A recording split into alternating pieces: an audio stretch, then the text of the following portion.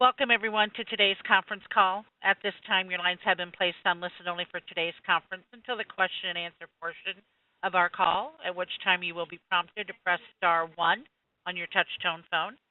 Please ensure that your line is unmuted, and please record your name when prompted so that I may introduce you to ask your question. Our conference is being recorded, and if you have any objections, you may disconnect at this time. I will now turn conference over to our host, Ms. Yvette Riddick. Ma'am, you may proceed. Welcome, everyone, and Happy New Year. This is our first webinar this year, and I really do hope that you have a wonderful year this year. As indicated, my name is Yvette, and I am the Director of the Division of Policy and Training at the Federal Office of Child Support Enforcement. And on behalf of Commissioner Scott Lucan, I am very pleased to welcome you to the fifth of six-part training series on interstate case processing. This one is called Interstate Case Closure. Many of you have participated in one or more of our past trainings, and we have looked at your feedback very closely, and based on ongoing participation, we have been very pleased that you are finding these trainings very useful. We are working really hard to provide you effective interstate tools and trainings. And then in response to the evaluations from the past webinars, we continue to incorporate interactive polling into the webinars. We didn't necessarily do that at our beginning webinars, but what we have found is that the polling has added another dimension to the webinars and makes it very interactive and a lot of fun. So we have also posted all the past webinar material on our website, not just the slides, but also a complete set of trainer notes that go with the slides and the webinar recordings. This is in hope that you can actually retake the course yourselves, or for those of you who are interstate specialists or training specialists, you have this material at your fingertips to use over and over again and to help train other colleagues that you have within your state or tribe.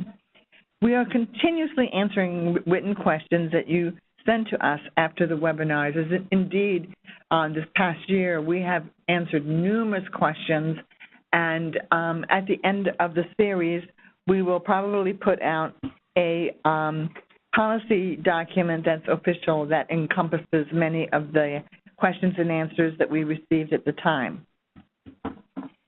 Today, I have to say that we can tell that this is a major training need.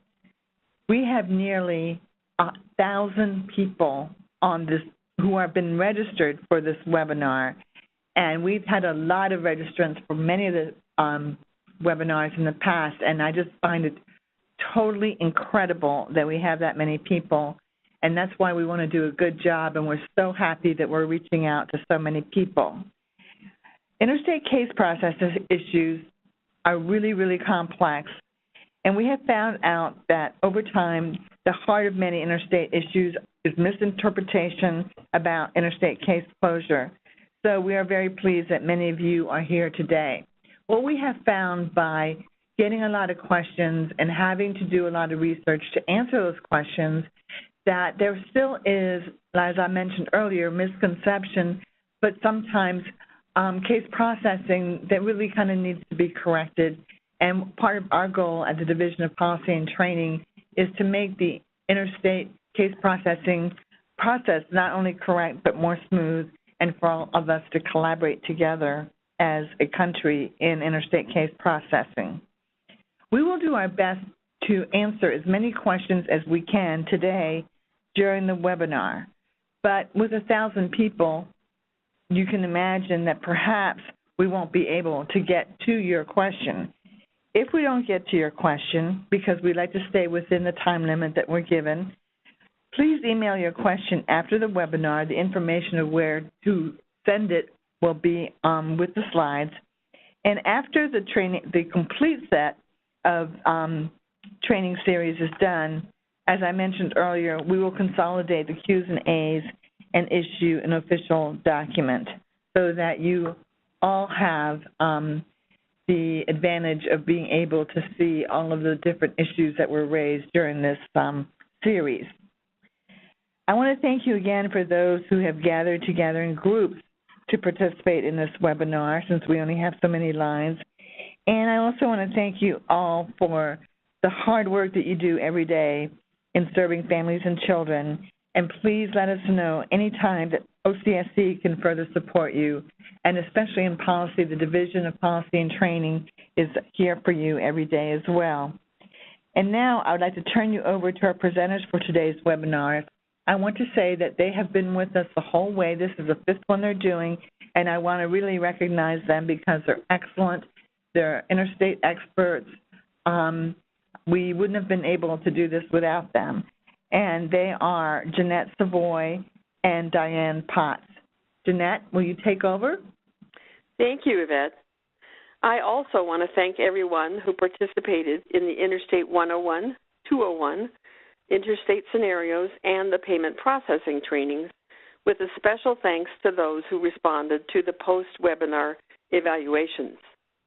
As Yvette mentioned, for today's training, we will do our best to answer your questions, but if you have a question that's not answered, you'll be able to submit a question directly to OCSC after the webinar using the email address listed on the final slide, and OCSC will respond directly to you. This will also help us if we need to get clarification on your question.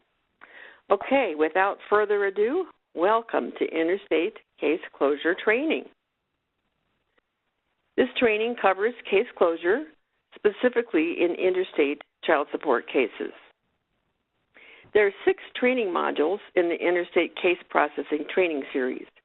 To date, we've completed both the Interstate 101 and 201 with basic materials on the laws and processes for interstate cases, interstate case scenarios, and interstate payment processing. The final session will cover OCSC's interstate tools and resources. All of these trainings are intended to complement, rather than repeat, OCSC's training on the revised intergovernmental forms and international case processing. But the concept of those trainings will be incorporated as much as possible here. We're going to begin by looking at case closure basics and federal regulations, and then we'll look specifically at closing, initiating, and responding interstate cases. Finally, we'll be able to discuss we'll briefly discuss case closure in international cases. We'll also have several Q&A sessions, and we'll be able to answer your questions on the phone, or you can also type your questions in the Q&A box on WebEx at any time. As we've noted in earlier trainings, when we refer to a state, we're talking about the state 4D agency. So let's begin with the basics of case closure. Federal policy on case closure is in the Federal Case Closure Regulations under 45 CFR 303.11, as well as some related requirements under federal intergovernmental regulations. To close any 4D case, whether interstate or not, the case must meet one of the closure criteria listed in the federal regulations. While initiating cases can be closed under most of the criteria, responding cases may only be closed under criteria specific to responding cases, which we'll talk about in detail later in this training. Most of the criteria are permissive, not mandatory, meaning that a 4D agency may choose to close a case that meets a specific criteria, but is not required to close the case. In certain situations, a 60-day notice of intent to close must be provided to the applicant or to the initiating state. Documentation supporting the closure must be maintained in the case record.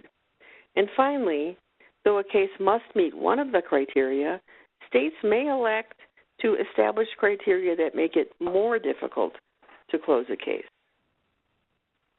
On this slide, there are a few tips addressing some common areas of confusion related to case closure. First, it's important to understand that closing a 4D case simply ends the involvement of the 4D agency, but does not terminate the order. When discussing closing cases with parents or other 4D caseworkers, be clear about this distinction and that payments are still due under the order, even if the 4D case is closed. Second, you cannot close a case simply because all the parties have moved out of your state. As you will see when we run through all the case closure criteria, this reason alone does not qualify the case for closure. In fact, there is no residency requirement for an individual to receive 4D services and maintain an open 4D case.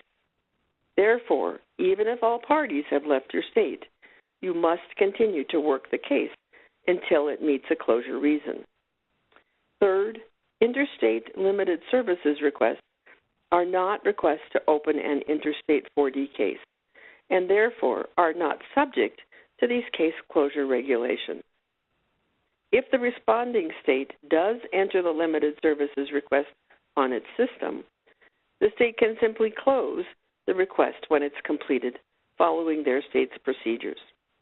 For example, if a state is asked to help with service of process or to obtain a copy of an order, and the state must open a shell case to provide the assistance, the state can then close the limited services shell case when completed without regard to federal closure rules. And of course, communication and cooperation between the states are critical to the success of interstate cases, including when processing case closure. The Child Support Enforcement Transmittal Number 2, Subsequent Actions, which we'll talk about in a few minutes, is designed to facilitate communication between caseworkers. We recommend providing direct caseworker contact information, including phone numbers and email addresses. And if you need information or are unsure about something in the case, call or email the other state's caseworker. Finally, remember that the goal is to provide support to families, not to close the case. And now I'll turn you back over to Diane. Thank you, Jeanette. Let's review the federal case closure criteria. Federal regulations detail criteria that allow a state to close its 4D case. Let's review these criteria before we discuss interstate cases specifically. Under Section 303.11b, states may elect to close a case if 1, there is no longer a current support order and arrearages are under $500 or unenforceable under state law. The arrearages may be owed to the state or the custodial parent. Note that the determination about unenforceability must be based on state law governing enforcement criteria, not 4D policy on case processing. Number 2, there is no longer a current support order, and all arrearages in the case are assigned to the state. There are 2 differences between this criterion and the prior one. First, this criterion is focused on arrearages assigned to the state. Second, under this criterion, the amount of arrearages is irrelevant. However, a state might decide to set its own threshold arrears balance related to this criterion. Number 3, the non-custodial parent is in long-term care provided there is no current support order, the children have all reached the age of majority, and the non-custodial parent has no income or assets that can be attached to pay the support arrearage. Please note that states' policies determine what is considered long-term care. Number 4, the non-custodial parent is deceased and there are no estate assets to attach. Continuing with the federal case closure criteria on this slide, number 5, the non-custodial parent is living with the minor child either as the primary caregiver or in an intact 2-parent household. Number 6, paternity in the case cannot be established because 1, the child is at least 18 years of age and an action to establish paternity is barred by statute. 2, the alleged father has been excluded by genetic test or court or administrative order, and no other alleged father can be identified. Number 3, the 4D agency has determined that it is not in the best interest of the child to establish paternity in a case involving incest or rape, or in any case where legal proceedings for adoption are pending. Number 4, the identity of the biological father is unknown and cannot be identified. This criterion requires a diligent search and at least one interview with the recipient of services. Again, continuing with the closure criteria, number 7, the non-custodial parent's location is unknown. A case can be closed for this reason only if the state has made diligent efforts to locate the non-custodial parent in accordance with the mandatory timeframes for performing location services, and those efforts have been unsuccessful. Location services must be provided over a 2-year period when there is sufficient information to initiate an automated locate effort, over a 1-year period when there is sufficient information to initiate an automated locate effort, but locate interfaces are unable to verify a Social Security number, or over a 6-month period when there is not sufficient information to initiate an automated locate effort. Number 8, the non-custodial parent is incarcerated, institutionalized, or disabled throughout the child's minority. Again, there must be no assets or income that can be attached to pay support. Number 9, the non-custodial parent's sole income is from Supplemental Security Income, or SSI, or both SSI and Social Security Disability Insurance, or SSD. Since SSI is a means-tested program, the non-custodial parent would not have the ability to pay support. Number 10, the non-custodial parent is a citizen of and lives in a foreign country, has no reachable domestic assets, and there is no federal or state treaty with the country. And number 11, the 4D agency has provided location-only services, such as in the case of a child abduction. Federal closure criteria also include the situations on this slide. Number 12, the non-4A applicant requests closure, provided there's no assignment to the state of medical support and no assignment to the state of arrearages.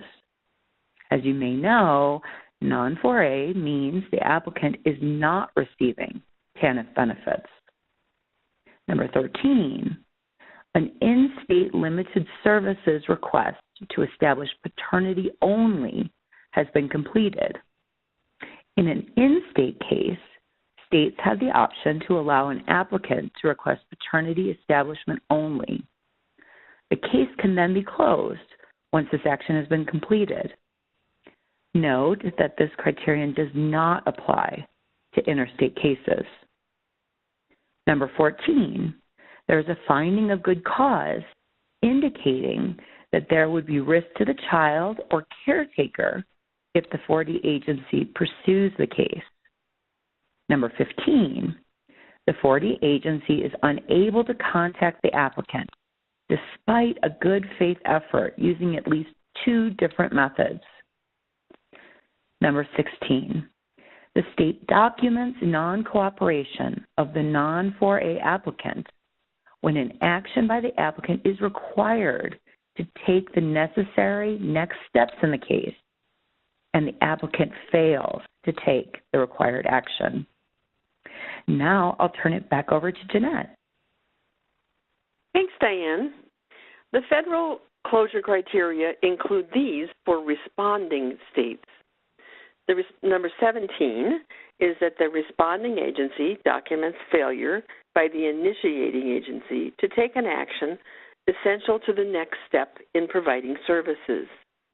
Number 18, the initiating agency closed its case and notified the responding agency. And number 19, the initiating agency has notified the responding agency that its intergovernmental services are no longer needed. Note that these three are responding state criteria only. That means that a responding case can only be closed under one of these three criteria, and we'll talk about them more in a few minutes. Federal case closure criteria also include these situations. Number 20, the case was an inappropriate referral from another agency, for example, TANA for foster care. And number 21, the case has been transferred to a tribal 4D agency. There are a number of steps the agency must comply with in order to properly transfer a case to a tribe. There's an additional mandatory closure criterion related to Indian Health Services in 45 CFR 303.11c. If a child is eligible for health care services from Indian Health Services, or IHS, and a 4D case was opened because of a Medicaid referral based solely upon health care services, including the purchased or referred care program provided through an Indian health program, the 4D agency must close its case. There's also an additional intergovernmental regulation in 45 303.7 that requires the initiating state to instruct the responding state to stop its income withholding order and close the responding intergovernmental case before the initiating state can issue its own income withholding order. This requirement reduces the risk of two states enforcing on the same obligation at the same time. Note that the responding state must close its intergovernmental case in this instance. Several of the federal closure criteria require that the applicant, or in an interstate case, the initiating state, be given notice that the case will be closed in 60 days if the information needed to proceed with the case is not provided within that time frame. This provides time for the applicant or the initiating state to gather and provide the information. If it is provided within that time frame, the case must remain open. If not, the case can be closed after the 60-day notice period. This is often called 60-day closure or 60-day closure notice. This is the process that would be used in interstate cases if the responding state documents failure by the initiating state to provide information necessary to proceed with the case. So as we have in previous webinars, we'll use live polling during this training where we will ask you to respond to questions and scenarios. Possible responses will appear on the right side of your screen. If you're viewing the slides in full screen mode, you may want to exit full screen mode so you can view the poll and the scenario. You might also notice a timer above the question with a 5-minute maximum for responses. This is a program default which cannot be changed. We'll give you a maximum of 2 minutes for each question, and when we see that most of you have responded, we'll close the poll. And now on to the polling question. Is this statement true or false? Closing a 4D case terminates the order so the non-custodial parent no longer needs to make payments. The poll is now open. Select your response by clicking on the button next to the answer you believe is the most appropriate, and then click Submit. If you're listening as a group, provide the most popular answer in your group. After you've responded, we'll discuss each scenario. We'll be able to see how many people selected each response, but rest assured, your responses are anonymous.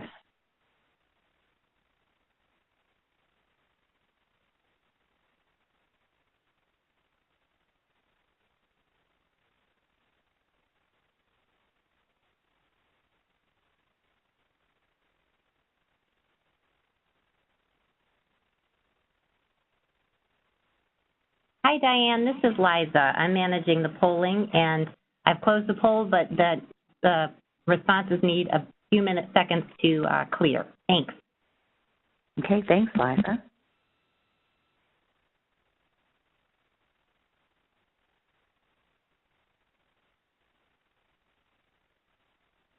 Okay, the polling results are in. And as you can see, most of you got this answer correct, which is false. Remember that closing the 4D case does not terminate the order. This must be done by a tribunal with jurisdiction to take that action. If the case is closed without terminating the order, which is the most common scenario, payments will still be due until the obligation is fulfilled. So before we move on to the regulations specific to interstate case closure, let's pause and see if we have any questions. Our operator today is Jill. Jill, if you could open the phone lines and please provide some instructions for folks asking questions over the phone. Certainly. At this time, if you would like to ask a question via the phone, please press star 1 on your touch-tone phone. Please be sure to record your name when prompted so that I may introduce you. Once again, it is star 1 at this time. Please stand by for questions. Thank you. And at this time, we don't have any questions on the WebEx. That's another opportunity for you to ask questions, so go ahead and use that as well. Please stand by for the first question. Thanks, Jill.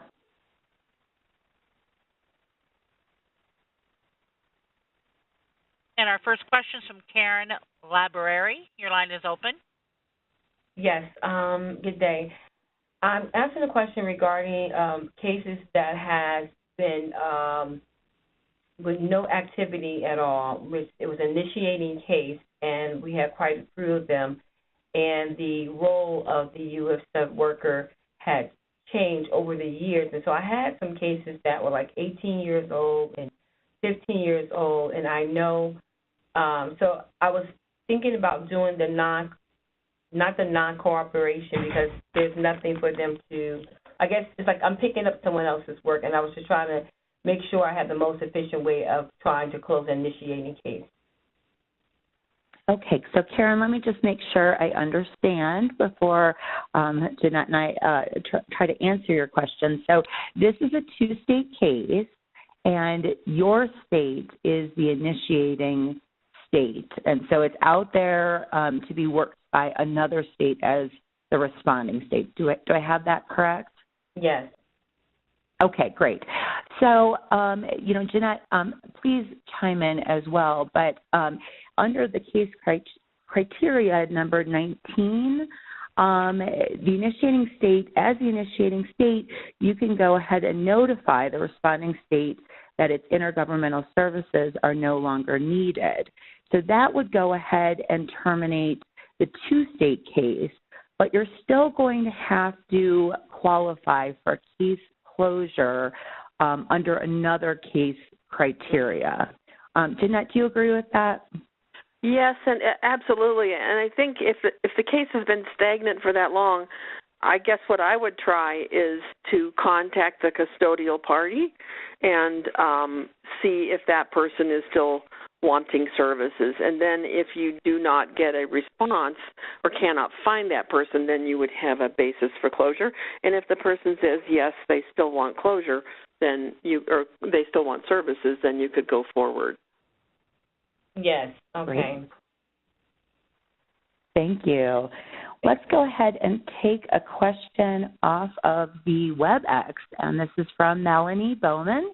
and she is asking, what does long-term care arrangement mean?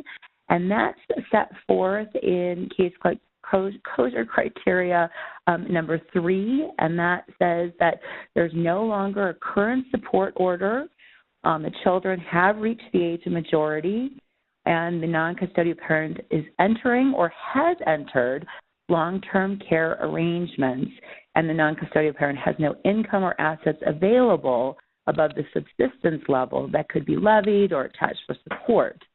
So the term long-term care arrangements is going to be up to your state law to define what that means. The federal regulations does not define that term.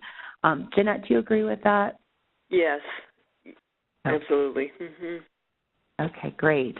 We have another question off of the WebEx about what if the annual collection fee, $25, is the only fee left owed on the case? Are we allowed to close the case? Great question, as all of these have been. And I think that would fall within case closure criteria number 1, which says that you can close a case. You may elect to close a case if there's no longer a current support order and arrearages are under $500 or unenforceable under state law. I think that a $25 balance would qualify. Jeanette, what do you think? Yes, as long as that's the initiating state. The responding state, of course, has to check that out with the initiating state. In a 2-state case, yeah. Okay, right. Great. Mm-hmm. Okay, operator, do we have anyone on the phone lines? We have one question from Moya Reynoldson. Your line is open, ma'am. Hi. I wanted to ask about the federal case closure requirement number 15 about the 4D agency unable to contact the applicant. And you said we need a good faith effort with 2 methods. And I was just wondering, though, does there have to be any other criteria? Because if it's just like we noticed that their address went bad and we tried to call them and we don't have a good contact phone number, then we can go ahead and close the case no matter what's going on with it? Or is there some other criteria there? Mm-hmm. Great question. So, the first thing is it has to be a non-4A case. So this is going to be someone that has applied for services, and it really has to be that you are unable to contact the recipient of service despite a good faith effort. And I think the key here is good faith effort.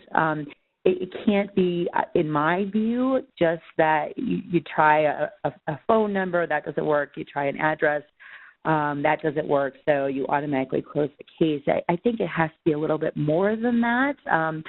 Again, it's 2 different methods, but we have so many great location services at our disposal that going a little bit further and really making sure that this recipient of services it really has gone and is no longer able to be contacted. Jeanette, what do you think on this one? Yeah, I would absolutely agree with that and using your locate sources.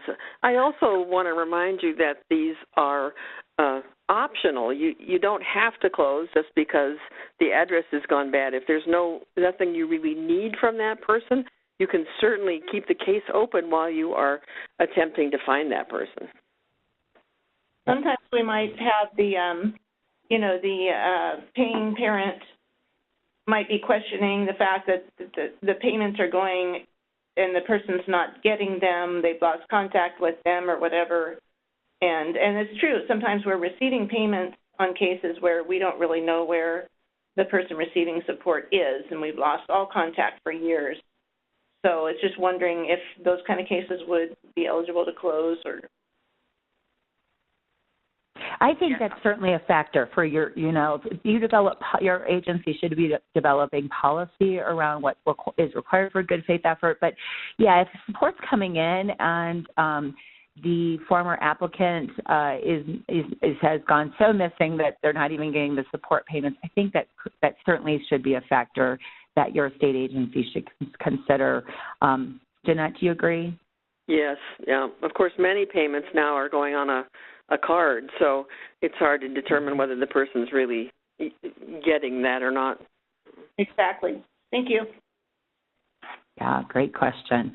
Okay, so I think at this time, do we have any more questions on the line, Joe? No, ma'am. Okay, so we know we have a couple more on WebEx, and we're gonna go on, but they're going to be preserved here. So hopefully we'll have time to address a couple more. So let's go ahead and continue with our presentation. Okay, we're going to move now to the specifics of interstate case closure. Now that we've gone over all the case closure criteria, it's time to delve into interstate case closure. So let's take a look at closure of the initiating state's case. The initiating state is the state that received an application or a referral from services from another program, such as the TANF program. The initiating state makes case management decisions, including why and when to close its case, which can be done under any of the federal closure criteria.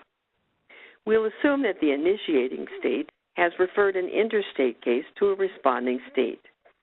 If the initiating state subsequently decides to close its case, it's critical that the initiating state communicate that decision to the responding state.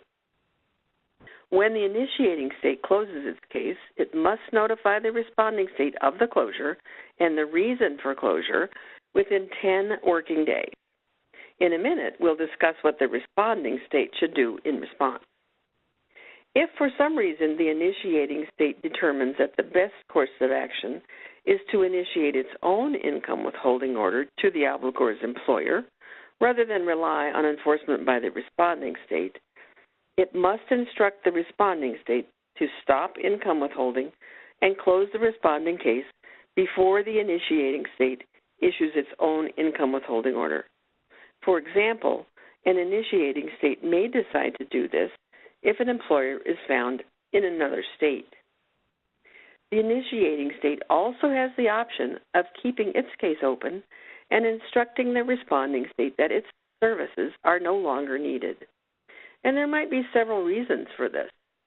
For example, if the non-custodial parent now lives in the initiating state, the interstate case would no longer be needed.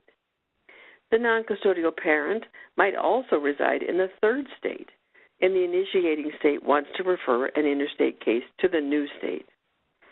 There are certainly times when it makes sense to continue the interstate case, even if the non-custodial parent has moved to a new state. This is especially true if the responding state issued the order and payments are being received, which must be processed through the responding state's state disbursement unit. In contrast, case closure responsibilities of responding states are very different. A responding state may close a case only under the following case closure criteria. The first one is that the responding state can demonstrate non-cooperation by the initiating agency, specifically that the initiating state has failed to take an action essential to the next step in the responding state providing services. For example, the initiating state has not sent documents required for a court action despite the responding state's multiple requests for such documents over a period of time. The responding state must provide the initiating state a 60-day notice of intent to close under this criterion. In this example, if the documents are subsequently received or the initiating state communicates with the responding state to explain the delay, the responding state should not close the case. Responding state closure under this criterion should be used judiciously and not automatically, or for the convenience of the responding state. For example, responding states should not close cases under this criterion if the initiating state sent double-sided forms, won't return phone calls, or is not very helpful, so long as the responding state could technically still proceed in providing services. The other two reasons A responding state may close a case are when it receives notification that the initiating agency has closed its case, or notification that the initiating agency no longer needs its services. Under the last two criteria, the responding state must close its interstate case. However, if the responding state also has an interest in the case, such as to collect state arrears, or because it has received an application from the custodial parent, the responding state must close the intergovernmental portion of the case, but may maintain or open its own case on its automated system as appropriate. So as we mentioned earlier, federal policy on case closure is in both the federal case closure regulations and the federal regulations governing intergovernmental 4D cases. The intergovernmental regulations specifically state that if the initiating state determines that the best course of action is to issue its own income withholding order, it must instruct the responding state to stop its income withholding and close its interstate case. Within 10 working days of receiving such instructions, the responding agency must then stop its withholding and close its case. In this instance, the case closure criterion that the responding state would cite as the case closure reason would be that the closure is at the request of the initiating state because it no longer wants the services of the responding state. When a responding state does close an interstate case, it must notify the initiating agency. Notification is required any time a responding state closes its intergovernmental case. This provision is important because it closes the communication loop so that the initiating state knows the status of its case in the other jurisdiction. The Child Support Enforcement Transmittal Number 2, Subsequent Actions, is used to communicate between states that share an existing interstate 4D case.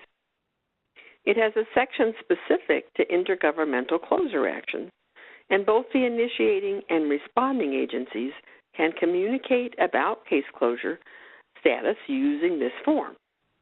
On this slide, you see a sample of Section 2 of the Transmittal Number 2 that would be used for communication related to case closure. You'll recognize the actions on the form based on the discussion we've just had of interstate case closure criteria. Let's walk through each of these actions.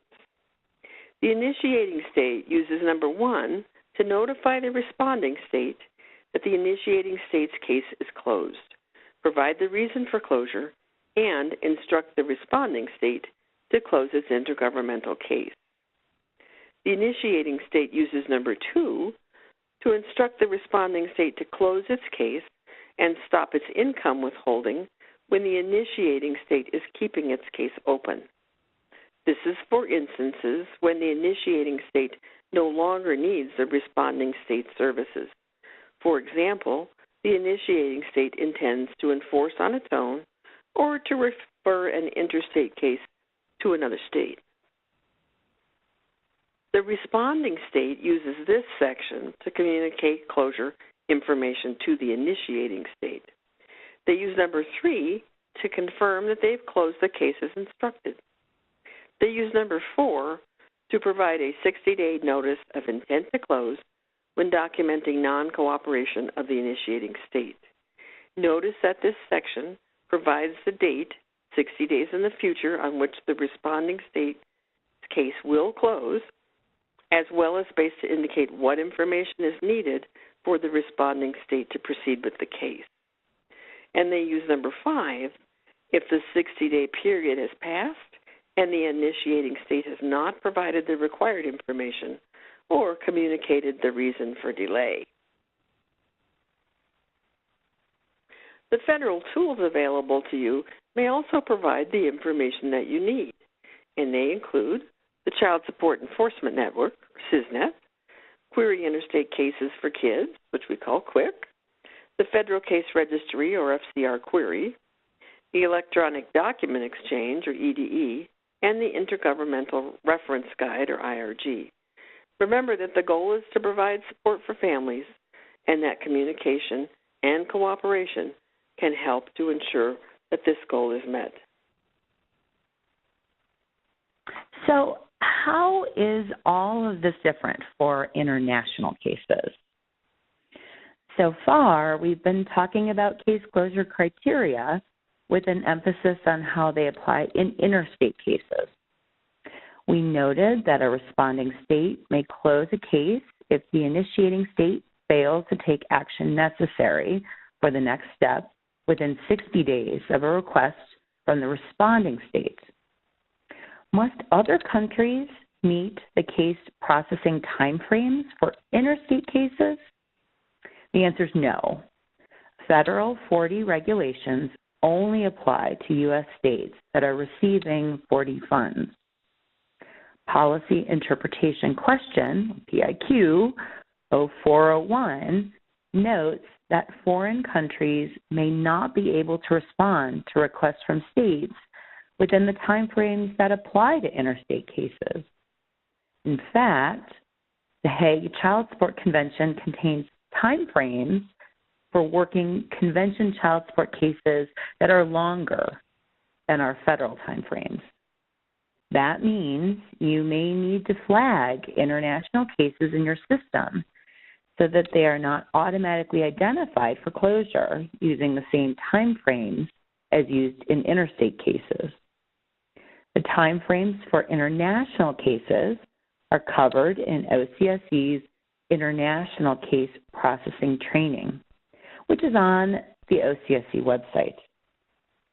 International cases can be more complex due to communication challenges and time zone differences. OCSE encourages states to provide the other country ample time and opportunity to provide additional information or to respond. So before we move on to questions, let's review a little with a polling question. In an interstate 4D case, which state controls case closure? The initiating state or the responding state? The poll is now open. Remember, select your response by clicking on the button next to A or B, and then click Submit.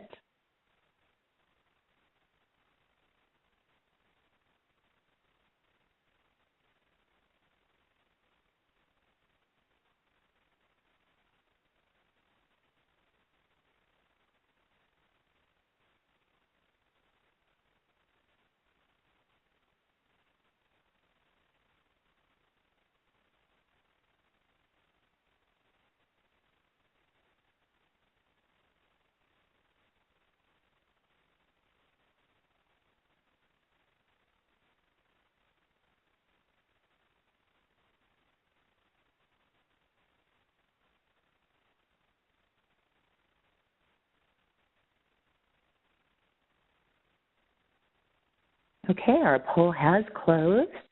Let's give the system a minute to generate the results. And the results are in, and it's great. Most of you got this one correct. It is the initiating state that is the state with the applicant for services or the referral from another agency, such as the TANF program, is going to make the decisions about the case, including when it should be closed.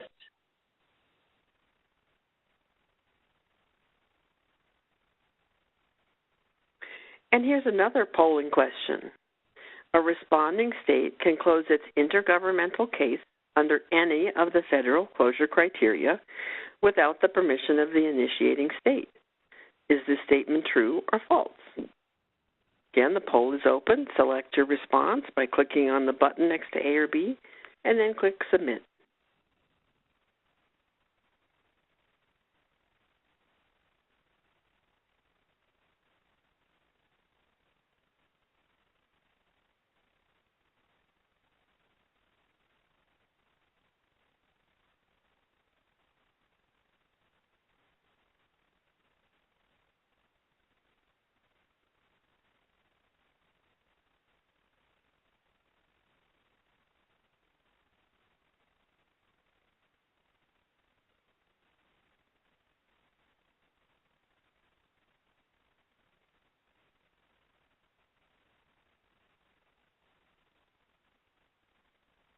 And it looks like the poll is closed. We'll wait just a moment for it to clear and give us the results.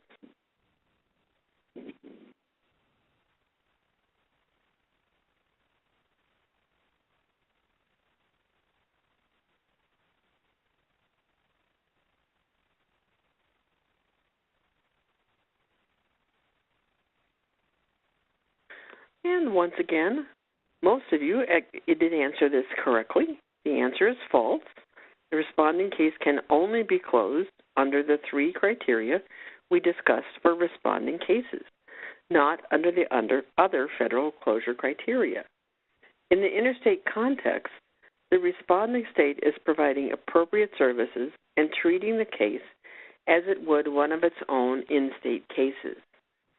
Therefore, when a circumstance arises that might meet a closure criteria, if the case was indeed an in-state case, it's natural for the responding state to consider closing the responding case.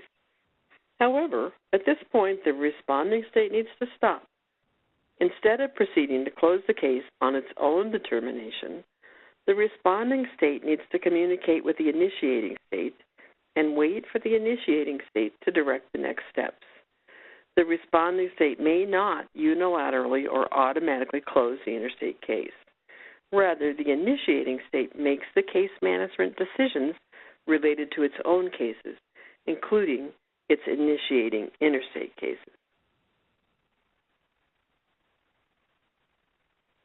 Okay. So before we move on to a few scenarios covering interstate case closure, I want to see if there's any questions. Remember that you could submit questions using the Q&A box or over the phone. Jill, if you could go ahead and open the phone lines and, again, provide instructions for asking questions over the phone. Certainly. Once again, it is *1, and please be sure to unmute your line and record your name to be introduced. Once again, it is *1, and please be sure to unmute your phone line and record your name. Please stand by for questions. Thanks, Jill. While we're waiting for some questions over the phone line, we do have some questions coming in through the WebEx. This one's from Lauren, and the question is, how much time do you have to allow an applicant to contact the 4D agency? And I will say that I think the case closure criteria you're talking about is that you're unable to contact the recipient of services despite a good faith effort through at least 2 different methods. If you do that, how long do you have? And the answer is 60 days. In fact, many of the case closure criteria where there is notification required, it's going to be that 60-day time limit. Of course, you can have it longer than that under your state's policies, but 60 days is the minimum. Jeanette, did I get that one right? Yes, yes, absolutely. Once that 60-day notice of intent has been issued. I think also part of the question, though, is is there a certain time frame you have to allow before you start that 60-day closure process? And I don't think there's a documented time frame there, but certainly before you jump to closure and you're trying to reach someone, especially if you're trying by address, I would certainly allow some time before you begin that 60-day closure process. Yeah, great addition. I agree with that totally. Okay, so we've got another question on WebEx, and this is from Chris. When an initiating state requests the responding state to close their case and stop income withholding, can't the responding state object when they have assigned arrears owed to them?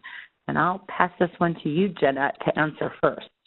Okay, hopefully we did cover this a little bit after the question, but the tricky part here is the responding state can keep an in-state case open for their own assigned arrears, but they have to close the intergovernmental section of the case.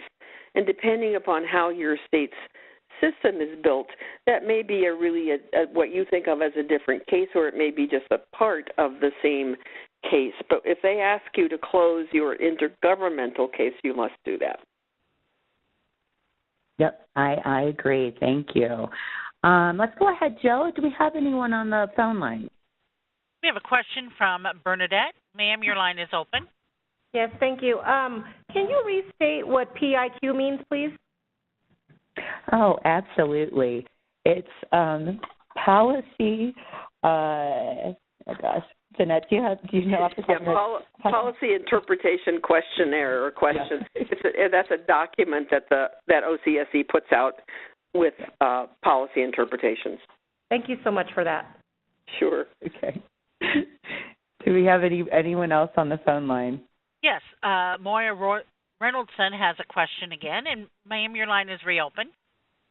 Thank you. Can you hear me? Yeah, I can. Okay, great. So I have a question on a case where, let's say the father is the paying parent and lives in Washington. The mother lives in Oregon, and we send a request to Washington to enforce the order for us. And then the mother moves to Washington and goes on cash assistance. Is it okay for Oregon to close? We don't have any money owed because the father's paid all up, so it's a zero balance that we have, nothing owed to Oregon.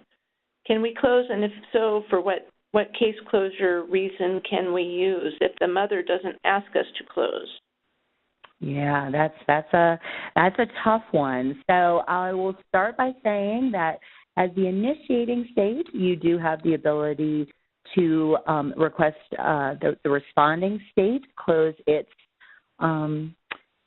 case, that its intergovernmental services are no longer needed. So you've got that as maybe a first step, but you identify the problem really correctly. It's that alone doesn't mean that you can go ahead and close your case in your state. It has to qualify for an independent case closure under one of the other case criteria. And unfortunately, everyone moving from your state is not one of the case closure that's available. So it's going to have to be something else. And you put, if now that she's not receiving any assistance in your state, she does qualify in your state as a non-4DA recipient of services. If she were to request closure, and there's nothing owed to you, that's fine. Jeanette, what do you think on this one? This is a tough one. Yeah, that is a tricky one. I think what I would suggest is, first of all, try to contact her and ask her to send you something requesting closure. And if she doesn't do that, I would try to get Washington's assistance in getting that from her, because there's certainly no reason for you to have your case open. Washington's obviously going to collect and retain the money. So it might be that eventually you're closing for non-cooperation because she won't answer you, or because you can't locate her, although you should be able to locate her if she's on assistance in another state. But I'd ask for their assistance in getting that done. Thank you. Thanks, Jeanette. Let's go ahead and take another case off of the WebEx. This is from Glenda. The non-custodial parent is going to be incarcerated until after the child's minority. Glenda's in the responding state, and the initiating state will not give permission to close the case. Can we still close it? And I think we went over this, and maybe the question was asked before this material, but the answer, I think, is no. Jeanette, what do you say? Yes, I think so. I think this is a case where communication is really critical. I would contact them and ask why they are, insisting on keeping the case open. Maybe there are some assets that can be attached. There might be some reason you might also, need to get a supervisor involved rather than just the caseworker. But the rule is that the responding case cannot unilaterally close. Mm-hmm. Okay, do we have any more questions on the phone line? No, ma'am, we do not. Okay, let's see. Got a lot of questions on addresses. Let's take Amy's. Is it permissible to close a case per federal case closure criteria, non-cooperation of initiating jurisdiction, if the non-custodial parent moves and current whereabouts are unknown, and the initiating jurisdiction cannot provide a verified address. Diane, can I ask you to just delay that one because we do have a scenario about that? Oh, perfect. And I don't want to give away the answer to the scenario. Okay. All right. Well, excellent. Well, with that, let's go ahead and push on with our conversation, and we will have one last opportunity for questions at the very end of our session. So without further ado, let's put what we've learned into practice now with a few scenarios. We're going to be using real state names in the scenarios to help with our discussion, but they are randomly chosen and do not reflect what a particular state might actually do. So in our first scenario, the custodial parent is in Washington and the non-custodial parent is in Oregon. Washington refers an interstate case to Oregon to enforce a California order. After several months, the non-custodial parent moves, and Oregon is unable to locate his address. Is the following statement true or false? Oregon can send a 60-day notice of intent to close due to non-cooperation to Washington since the non-custodial parent's address is unknown. So the poll is now open. Please click on the answer you think is correct and then click Submit.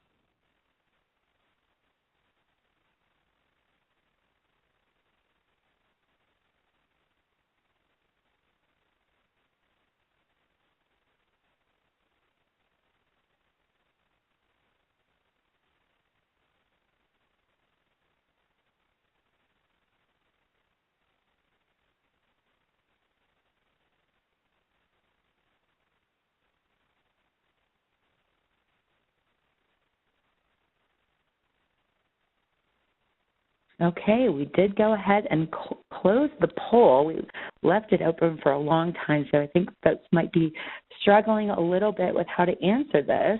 It's very similar to the question that a number of you, including Amy, submitted on the WebEx. So let's see, wait for the results, and we'll see if you guys got this right. So it's a lot of you selected the correct answer, false, but a good number of you selected true. So let's go ahead and talk through this. The correct answer is false. Remember that the initiating state, Washington in this case, is managing the case and controls case closure. Only the initiating state can begin the 60-day closure process with the custodial parent due to lack of locate information. And then only after the time frame requirements in the case closure regulation. Oregon can certainly ask Washington if they can provide any additional information, which they may be able to obtain simply by talking with the custodial parent. However, Oregon, as the state in which the non-custodial parent lives, has more access to locate resources, such as records from courts, the driver's license bureau, unemployment, etc., and therefore is in the best position to research for the non-custodial parent. And thank you, Diane, for delaying that question. I knew that was coming up. So in this scenario, the custodial parent lives in South Carolina and the non-custodial parent in Georgia. South Carolina refers an interstate case to Georgia to enforce a South Carolina order. Georgia enforces the order for several years, but then finds out that the non-custodial parent has passed away and had no assets. Which of these actions should Georgia take? A, close its case because enforcement of the order is no longer possible. B, provide South Carolina with the information about the non-custodial parent's death and wait for instructions. Or C, send South Carolina a 60-day notice of intent to close since the order is not enforceable. And again, the poll is open. Select the response you believe is correct and then click on Submit.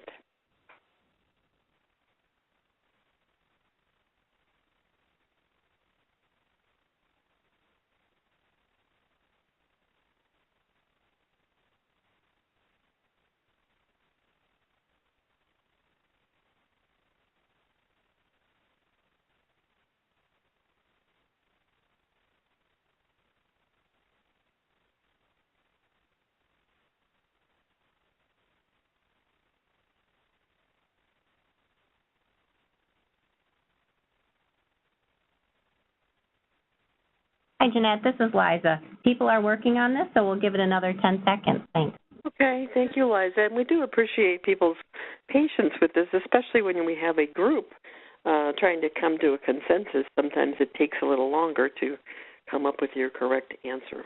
Looks like Liza has closed the poll, so let's see what the response are in a few seconds here.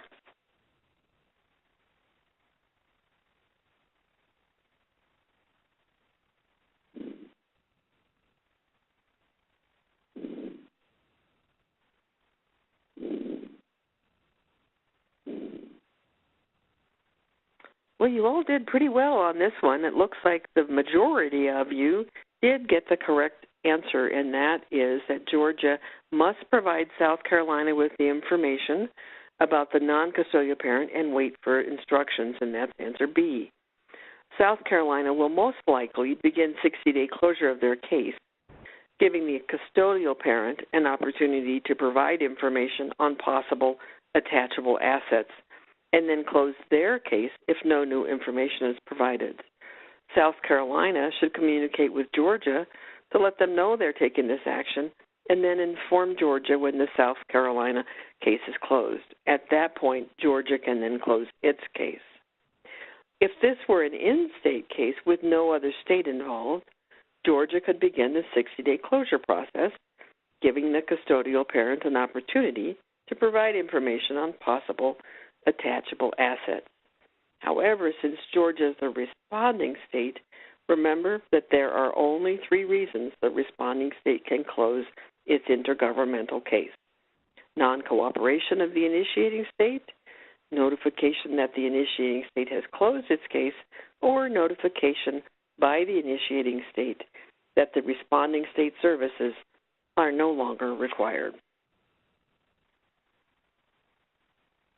Okay, in our third scenario, the custodial parent lives in Rhode Island and the non-custodial parent lives in Maine. The Central Registry in Maine receives an interstate case from Rhode Island requesting establishment of paternity and support. Maine notices there is no affidavit in support of establishing parentage and requests one from Rhode Island. The Maine Central Registry sends the case to the local office, and the local office again requests the affidavit. Rhode Island still does not respond. Is this statement true or false? Maine can begin the procedure for closing its case for non-cooperation of the initiating state. The poll is now open. Go ahead and click on the button next to A or B, and then click Submit.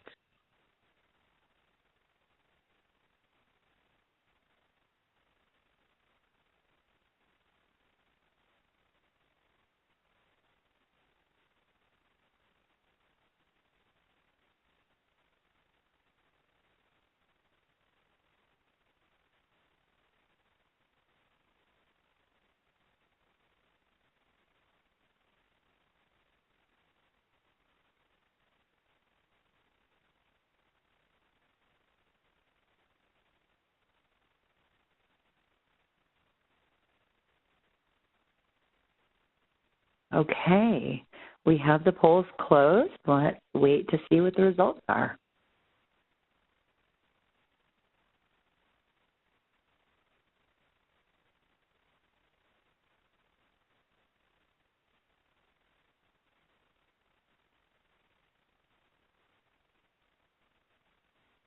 Okay, results are in, and almost all of you got the right answer, which is true.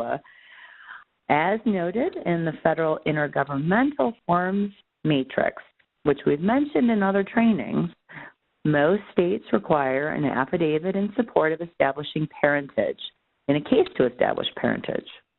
If Maine has requested the document and allowed time for receipt, and the initiating state has failed to respond, Maine can begin the process of closing the case for non-cooperation. Maine must send a 60-day notice of intent to close to Rhode Island. If Rhode Island sends a document within that 60 days, or if Rhode Island communicates with Maine to request more time or provides an explanation, Maine should keep the case open. If Rhode Island does not respond to the notice within that time frame, Maine can close its responding case. Remember, the intergovernmental rule also requires that Maine notify Rhode Island again after it has finally closed the responding state case. It's important to note that this closure is permissive, meaning that Maine may choose to allow more time for receipt of the document. States will have more success with intergovernmental cases if they attempt to resolve issues rather than close as soon as the regulations permit.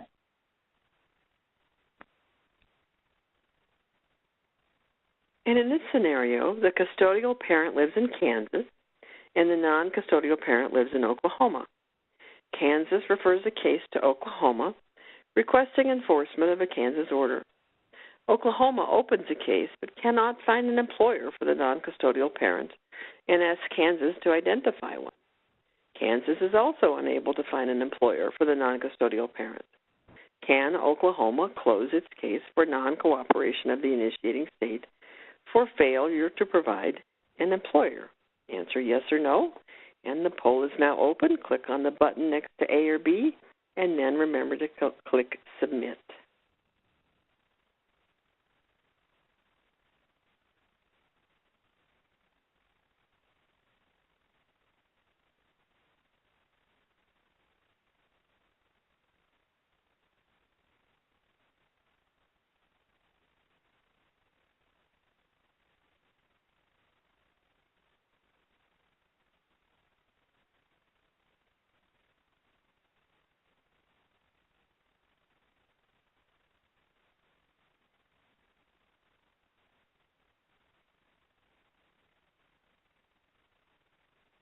And it looks like Liza's closed the poll, so let's wait a moment for the results.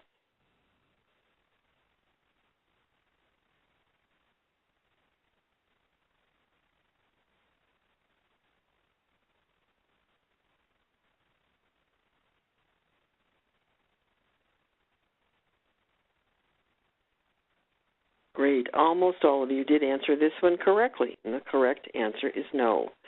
Just as a state cannot close a responding case for lack of address information, as we talked about under the first scenario, Oklahoma cannot close its case for lack of employer information, claiming non-cooperation of the initiating state.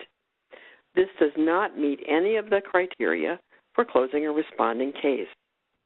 As the responding state, federal regulations require Oklahoma to continue to attempt to locate an employer for the non-custodial parent and to use its other enforcement remedies in its attempt to enforce support. In fact, one of the reasons for referring an interstate case is that the non-custodial parent's employer is unknown and other enforcement remedies are necessary.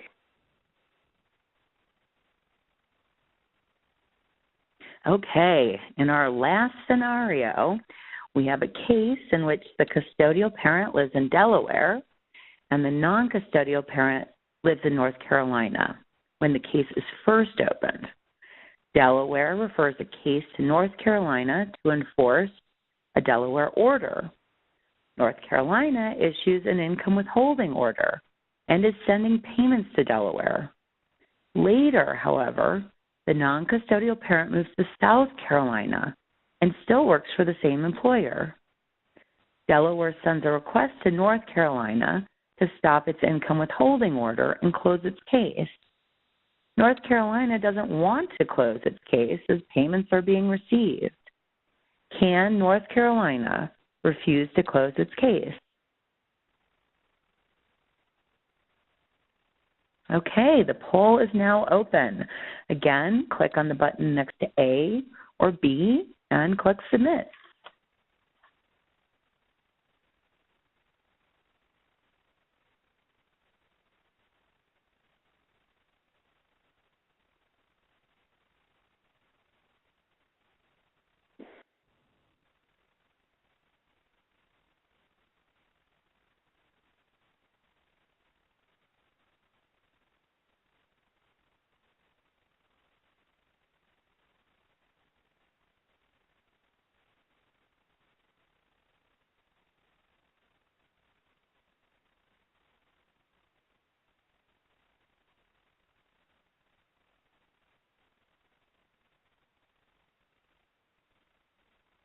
Diane, this is Liza. I'm going to give it about 10 more seconds. Thanks. Thanks, Liza.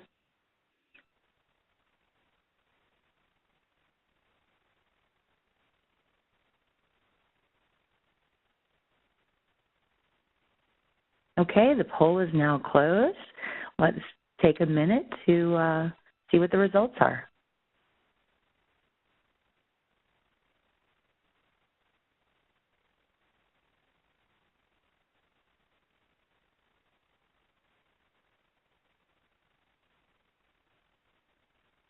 Okay, the results are in, and a couple of you, more than a couple, answered incorrectly. The correct answer is, but the vast majority of you answered correct, which is no. North Carolina cannot refuse to close its case. Delaware, as the initiating state, is going to make the decisions regarding the case, including whether or not to continue the interstate case. They might wish to enforce the order on their own or to refer a case to South Carolina. In this instance in particular, the intergovernmental rule provides that North Carolina must terminate its income withholding order and close its case if requested by the initiating state, Delaware. Once North Carolina has completed these actions, North Carolina must inform Delaware of the closure.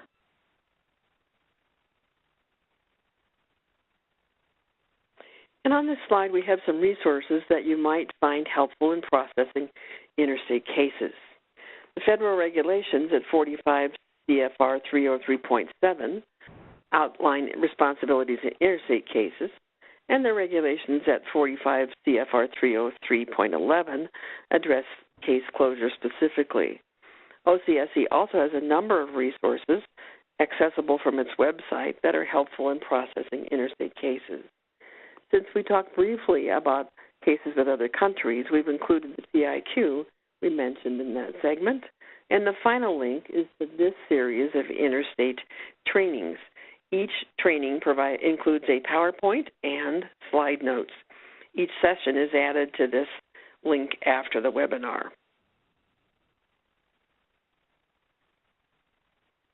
And to find these interstate case processing trainings on the OCSC website, you can follow the link on the previous slide or follow these steps.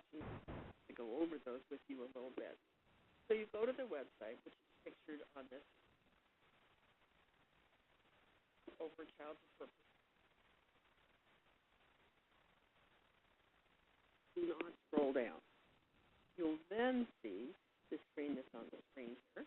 And you want to scroll down to the section on training and access the links to this, as well as several others.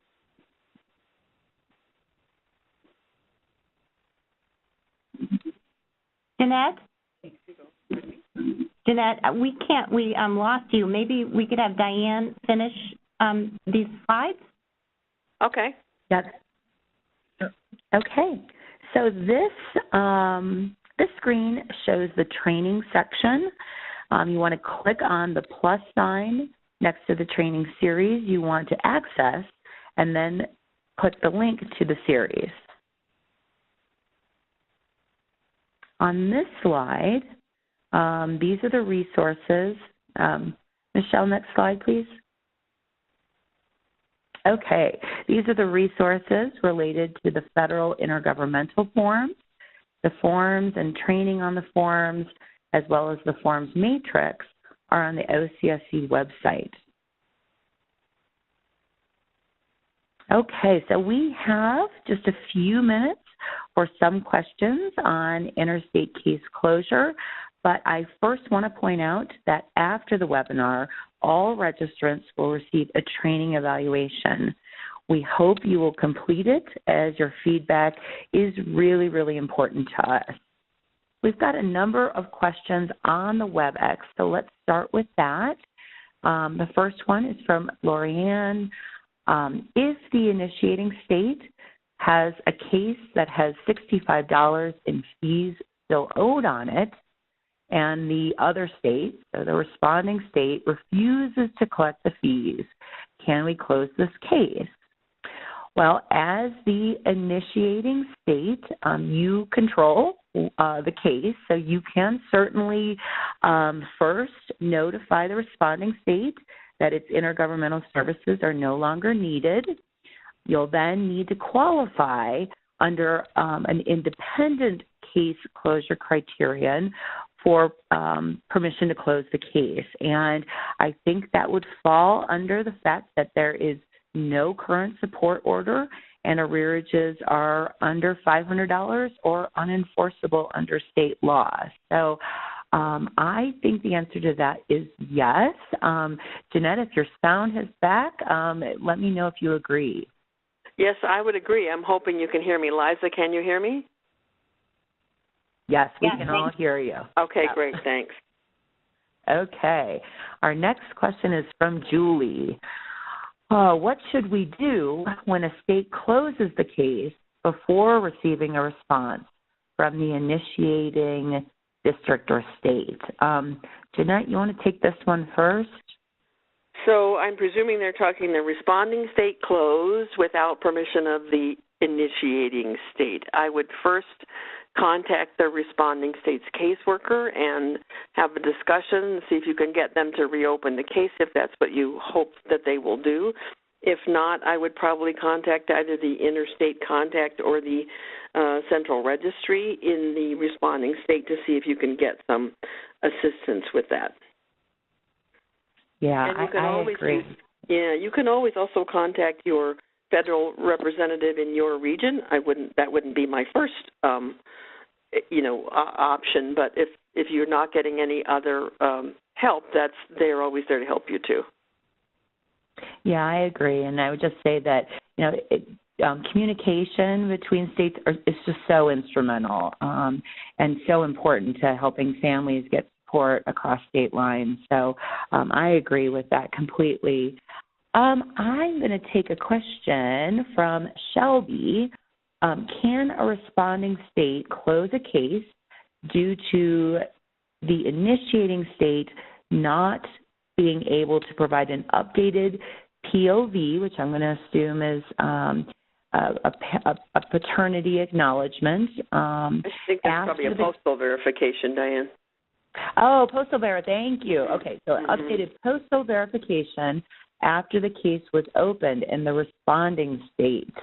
Well, I'll just go back to the rule, which is, if as the responding state, the failure of the initiating state to take an action that's essential for the next step in providing services, you can go ahead and start the case closure process by sending that notification over to the initiating agency. But I think this goes back to what we were talking about in this training, which, the state that's really in the best position to find a non-custodial parent in that is the agency in that state. So I would urge the responding state to do everything it can in its power to find the non-custodial parent, assuming that there's reason to believe he's still living in that state, he or she's still living in that state.